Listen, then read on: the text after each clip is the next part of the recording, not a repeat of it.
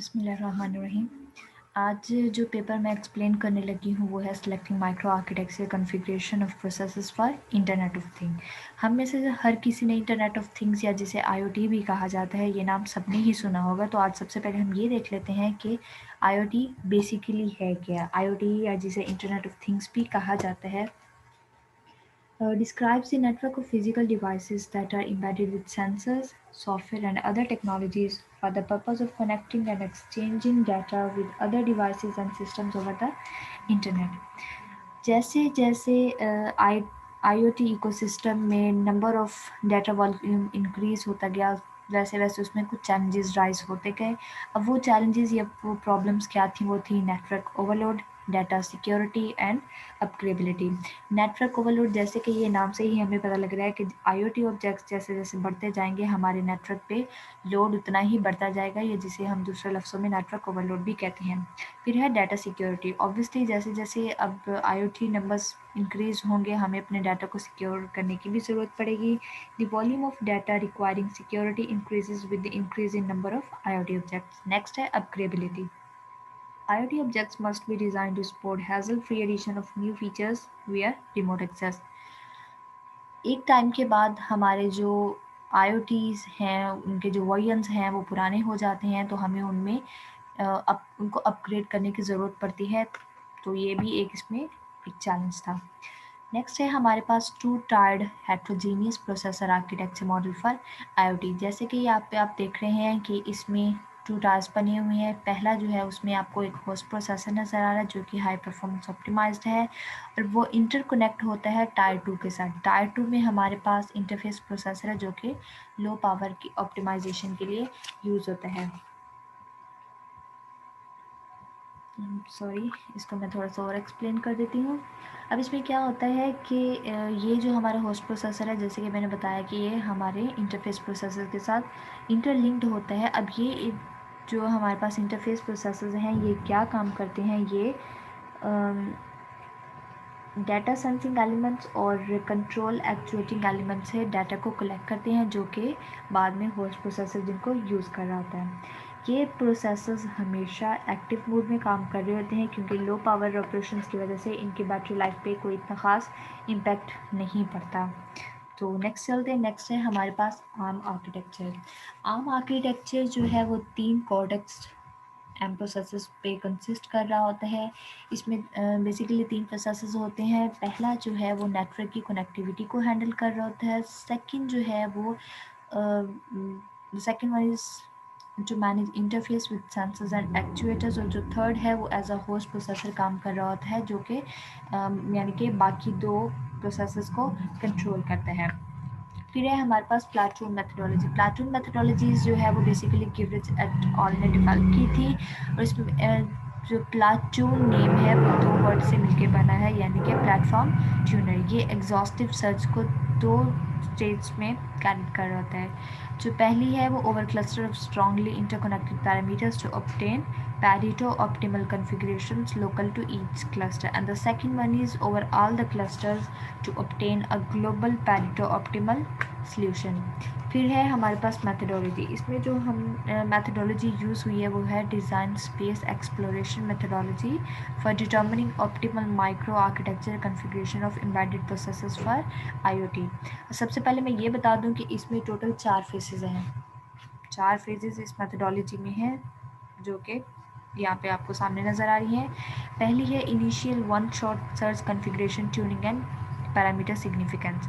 जो सेकंड है इसमें हमारे पास वो है set partitioning. Third one is exhaustive search configuration tuning and the fourth one is greedy search configuration tuning. मैं इस डायग्राम को थोड़ा सा एक्सप्लेन कर देती हूँ। इसको मैं जस्ट अ सेकंड थोड़ा जूम इन कर देती हूँ।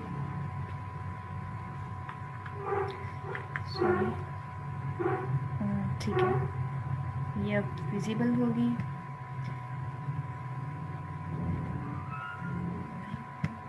जैसे कि यहाँ पे बताया गया है कि जो टेस्ट बेंचमार्क्स हैं वो एज अ इनपुट यहाँ पे हमारे पास initial one shot configuration tuning module में आ रहे हैं।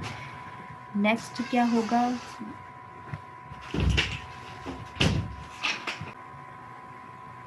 जी, तो इसमें ये हुआ कि जैसे ही हमारे पास जो पैरामीटर सेटिंग सेट थे, वो हमारे पहला स्टेप, जो हमारा पहला फेज़ था initial one shot configuration tuning module में आया, तो उसने क्या काम किया कि वो नेक्स्ट एक सिम्युलेटर के पास उसे भेज दिया जिसका नाम है cycle accurate simulator.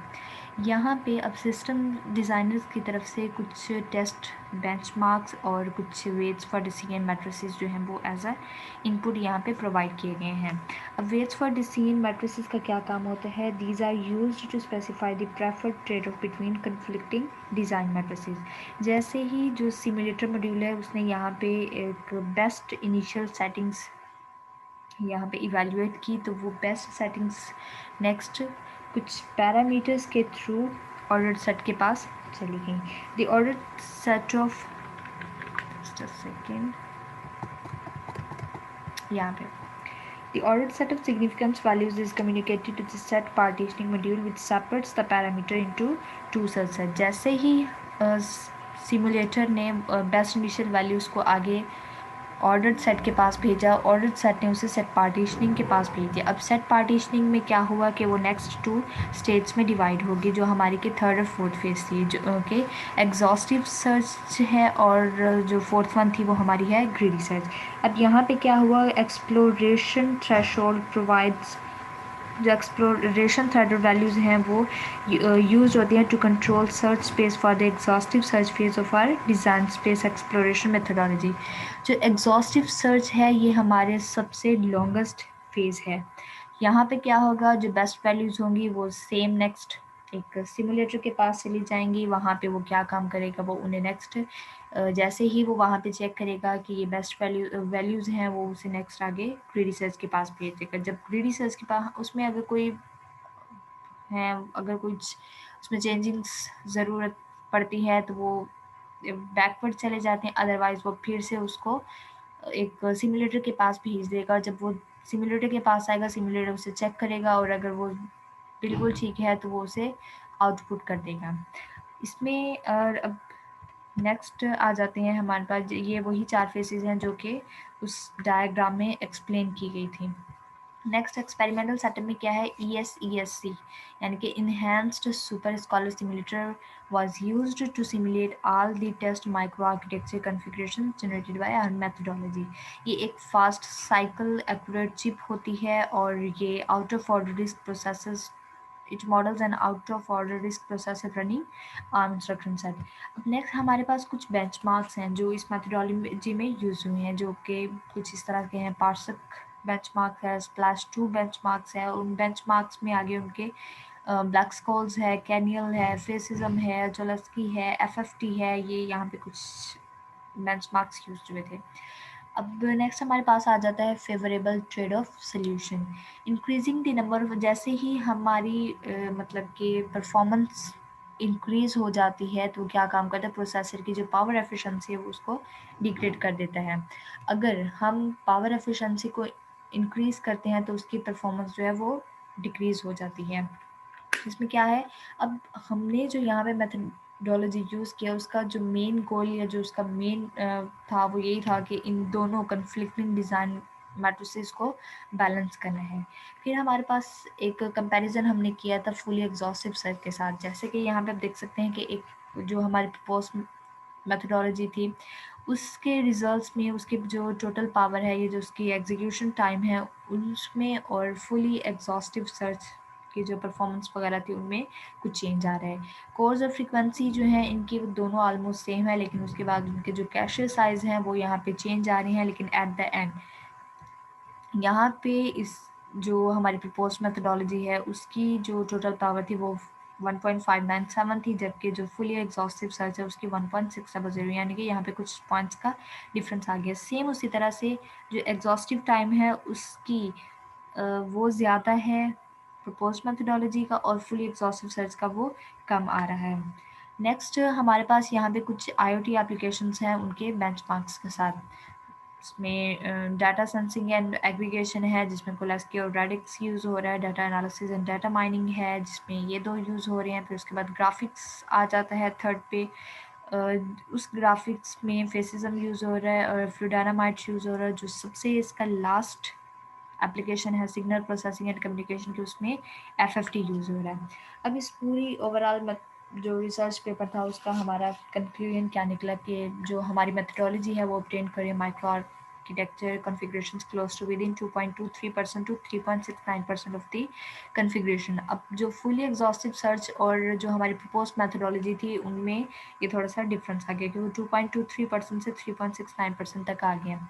Our methodology only explored 3% to 5% of the overall design space to determine these high quality solution. अब इसका रिजल्ट क्या निकला? 24.16 x average speed up on design space exploration as compared to the time required for fully exhaustive exploration.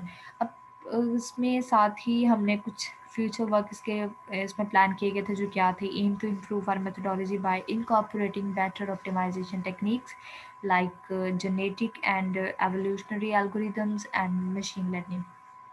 Plan to study the practical ability of the two-tiered heterogeneous processor model for processors for IoT objects and compare the model with processor architecture models currently in currently in use in the IoT market.